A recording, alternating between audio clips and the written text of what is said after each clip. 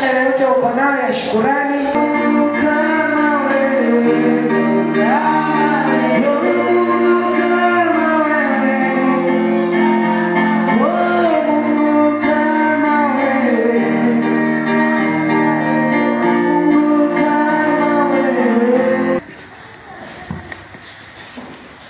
Ninashukuru kwa neema hii kubwa umeachilia juu yetu leo.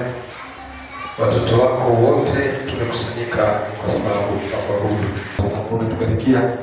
Hivyo ninatamka baraka kwa kila mmoja ambaye amebeba baraka hizi kwa ajili yako Mungu.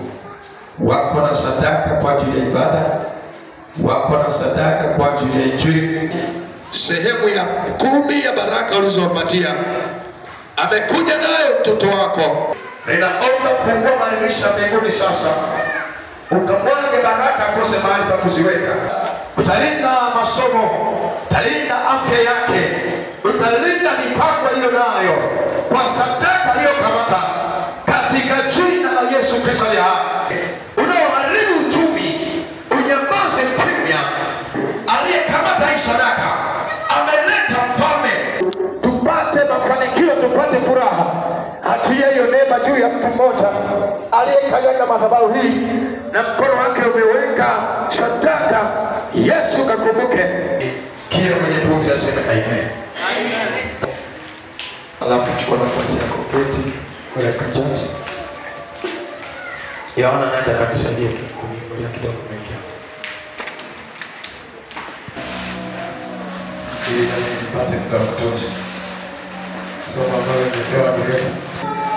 Haleluya. Amtaki kusema amina. Basi Bwana asifiwe. Wangapi wako kwenye ibada?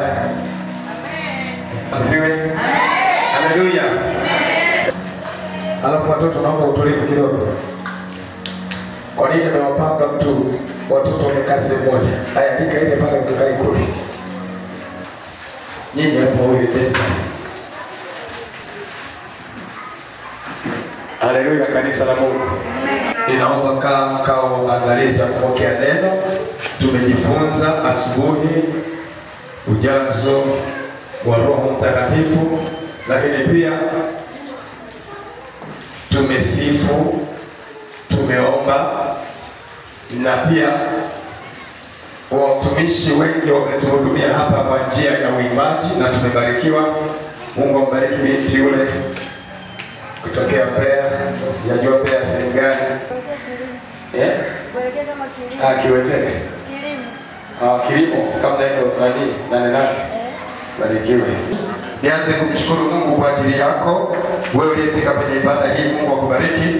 Lakini pia niwashukuru watumishi wa Mungu ambao tulikuwa nao siku ya Jumatano. Tulihudumiwa hapa na mtumishi wa Mungu na Pastor James. Lakini pia tukahudumiwa Ijumaa na mtumishi wa Mungu Pastor Victoria ambaye yuko mahali hapa. Hakika tuliendelea kubarikiwa. Mungu akupe neema wakati mwingine siku za ibada ya katikati ya wiki uweze kujitokeza, kwa sababu Mungu huwa anaongea kwa ukubwa sana, na Mungu wetu hakadiriwi na mazingira kwamba ni Jumapili ndio anasema ni baba huwa naongea nyumbani kwako. Nikasema naomba nyumbani kwako. Nikasema mimi nimekatazwa na mume wangu nisiende kwenye ibada. Nikasema wewe mume wako umefungwa. Sasa tuko chumbani au hiyo ni extra time, yaani muda wa ziada ndio unaweza kuwa nyumbani, lakini muda unaopatikana Bwana ni mahali alipopachagua. Kwenye hema ya kukutania ndipo Mungu amepachagua. Haleluya. Amen. Bwana Yesu asifiwe. Amen. Lakini unasikia mtu kwenye ibada sema wewe mwenzetu ameshakuwa zaidi ya Yesu, kwa sababu hataki hata kwenda kwenye ibada. Iko nyumbani anasema sawa, huyu ameshafika viwango vya utumishi vya utukufu wa Mungu, kwa hiyo muache tu aendelee kwa hivyo, lakini acha mvua inyeshe, tutaona panapofanya nini. Bwana Yesu asifiwe. Kuna kupoteza muda na kuongeza muda. Na wanaokaa nyumbani wao ndio wanawekeza muda kwenye vitu vya dunia hii, lakini iko siku inakuja. Bwana Yesu asifiwe. Amen. Kabisa kuna wakati wale watakuwa kama sisi na sisi tutakuwa hatupo. Bwana asifiwe. Namshukuru Mungu sana kwa ajili ya watumishi wa Mungu ambao Jumamosi mmefanya usafi wa mazingira ya kanisa hili. Mungu akubariki mzee wa kanisa. Mradi mtumishi wa Mungu mzee wa kanisa Mama Victoria, Mama Samia tu. Hakumbushwi, haulizwi. Unakuta umeme umeingia. Bwana asifiwe sana. Huyu amechagua fungu lolo jema kwamba mimi nitamtumikia Mungu kwa design hii. Haleluya.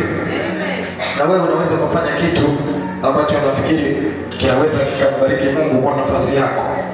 Watu wengi wanatamani kuishi maisha ya kukopi na kuiga. Kwa hiyo lazima uwe unasema ukweli. Nikapendeni sema amen. Bwana asifiwe. Haleluya. Basi nimshukuru Mungu tena kwa ajili ya wachungaji, mmekuwa baraka ili tuweze apeni. Ninatamani nitumie dakika zangu 30 tu. Mungu anisaidie. 30. Sababu muda umeliwa sana. Ninatamani hata niinuke hapa tuinue mikono tumshukuru Mungu tuondoke. Lakini naomba tu nipe nafasi dakika 30. Nitazitumia kwa uaminifu sana.